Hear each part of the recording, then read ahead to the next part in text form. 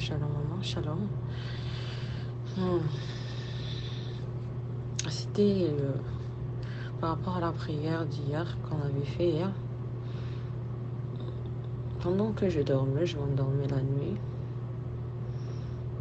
Mon esprit, mon âme était toujours en train de prier, de prier, de prier, de prier, de prier, de prier, de prier. J'étais en train de prier, de prier, de prier. Et je me voyais en étant en train de prier en ligne comme ça. On priait, vous étiez en train de déclarer et on priait et les choses étaient en train de se passer. Et il y avait un camp où les gens n'étaient vraiment pas contents. Maintenant, il y a quelqu'un qui s'est posé des questions. Qui est en train de faire ce genre de choses? Qui est en train de délivrer les gens comme ça? Qui est en train de faire tout ça? Parce que avant même qu'il pose la question, moi-même, depuis le 2 janvier, il y a eu des choses qui m'est apparu, qui m'ont sorti, qui est apparu sur mon corps. Donc, j'étais le matin comme ça, je me suis réveillée, j'ai vu des choses là apparaître de mon corps. Je me suis dit, Seigneur, ça c'est quoi ça? Alors, ça m'inquiétait un peu parce que j'en avais pas, je priais. Pour ça que le Seigneur me délivre de tout ça, sinon ça cherche vraiment à gâter ma peau.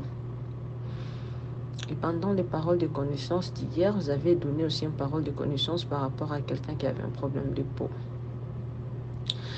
Et dans cette nuit-là, moi aussi j'étais parmi les gens qui recevaient la délivrance. Je recevais aussi ma délivrance. Dans la nuit, je me suis même sentie dans la nuit comme s'il y avait une petite vers de terre qui est sortie de mon corps et maintenant c'était dans mon sous-vêtement. Une petite vers de terre, je le vois comme ça dans la vision. Je le vois comme ça, cette petite vers de terre. Je me posais la question, ça sort de mon corps, c'est sorti de chez moi, à l'intérieur de mon corps, ça vient de chez moi, de mon corps. J'étais en train de me demander. Les gens là aussi étaient en train de demander. Là-bas, les choses s'est passées. Donc ça faisait comme des tonnerres. Pendant que tu priais, pendant qu'on priait, là, les gens étaient en train de vraiment d'être délivrés.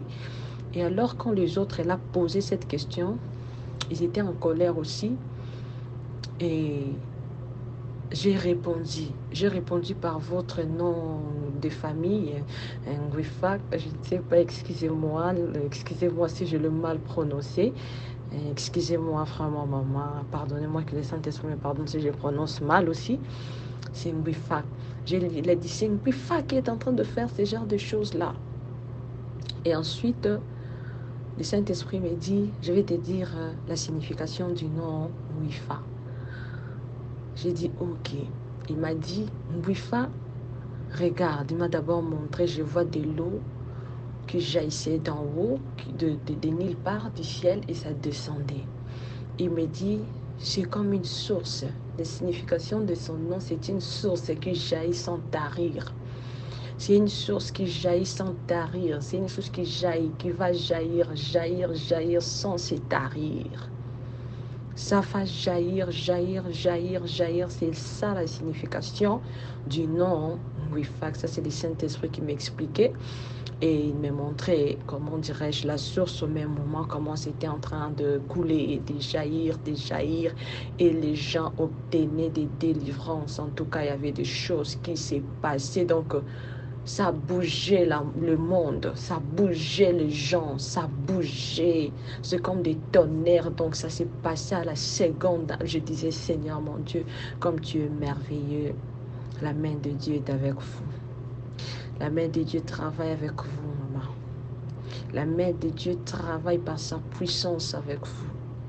Que le Seigneur soit loué, que le Seigneur soit béni. Le Seigneur a dit, vous êtes une source qui ne tarira jamais. Gloire à l'agneau de Dieu. Ce qu'il lui a donné, nul ne peut retirer. Que toute l'honneur lui revienne, que toute la gloire lui revienne. Je bénis le nom de l'Éternel pour toutes ces délivrances qui se passent dans nos vies et dans la vie de son peuple qui ont été longtemps retenus captives. Je bénis encore son nom. Je bénis son nom. En tout cas, notre prière est que le Seigneur continue à vous protéger, à étendre sa main sur votre vie et protéger aussi votre famille de toutes les attaques. Donc, c'était ça la première révélation. Parce qu'enfin, je devrais me réveiller encore pour recommencer cette même prière.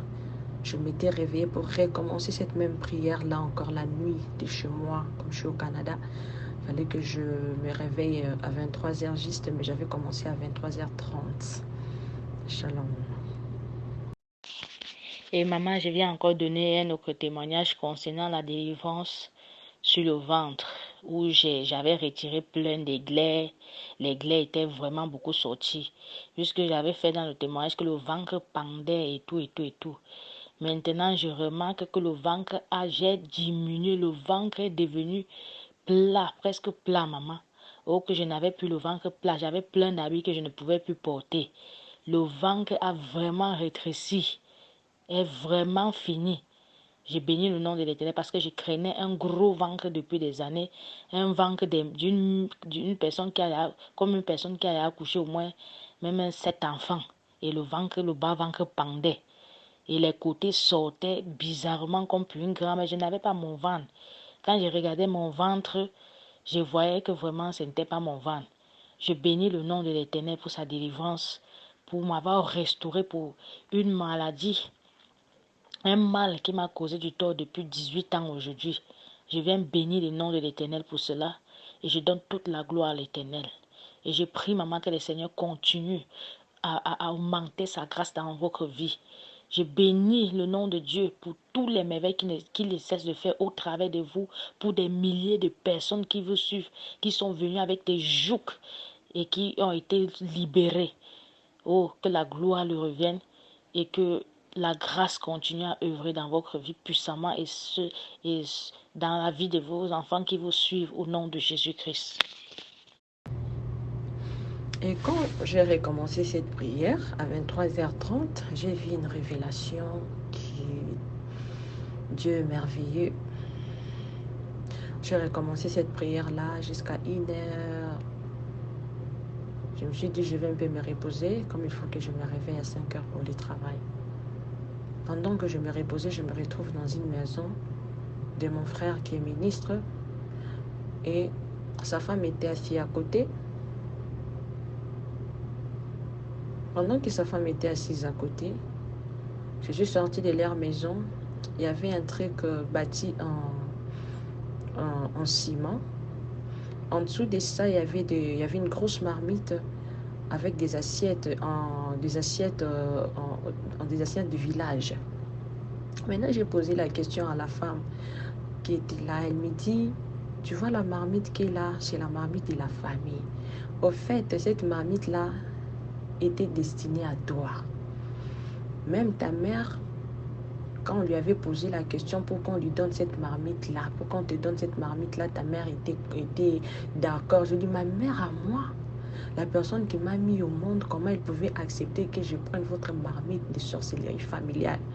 Elle me dit quoi? Que ta mère n'avait pas de choix. Elle n'avait pas non plus de choix aussi. Ta mère, elle n'avait pas de choix. Elle était là, tu vois qu'elle n'avait pas de choix. Elle ne voulait pas, mais maintenant le Saint-Esprit m'a montré comment est-ce que cette réunion familiale-là s'était tenue. Parce que ma mère n'est plus en vie, elle est morte. Comment la réunion s'était passée et comment était l'attitude de ma mère. Donc, c'est comme si c'était une personne qui était sous pression. Elle avait accepté malgré elle. C'est que j'ai rendu gloire à Dieu. Moi, maintenant, je me disais, comment dirais-je, je vais détruire ces bols ici. J'ai regardé dans la marmite en question, il y avait des histoires comme des choses bizarres, des nourritures bizarres à l'intérieur. J'ai dit gloire à Dieu. Et la femme de mon grand frère là me disait ça. Oh oui, cette marmite-là était destinée à toi. J'ai dit gloire à Dieu parce que le Seigneur m'a épargné de ça. Le Seigneur n'avait pas voulu. Donc vous, dans ces familles, vous choisissez juste les gens qui ont l'appel de Dieu pour les détruire dans vos affaires. Je bénis le nom de l'Éternel, car c'est une révélation qui ne m'a jamais été révélée. Quand je me suis réveillée le matin, j'ai dit, Seigneur, que ton nom soit loué, que ton nom soit béni, parce que tu m'as épargné de tout ça. Tu m'as épargné de ça, de l'héritage des sorcelleries familiales. Je bénis les noms de mon papa Yahweh. Je bénis les noms de sa servante Dieu, de sa servante Maman Yvette. Que le Seigneur soit encore glorifié pour cette révélation qui était cachée pendant des années. Que toute l'honneur revienne à notre Seigneur.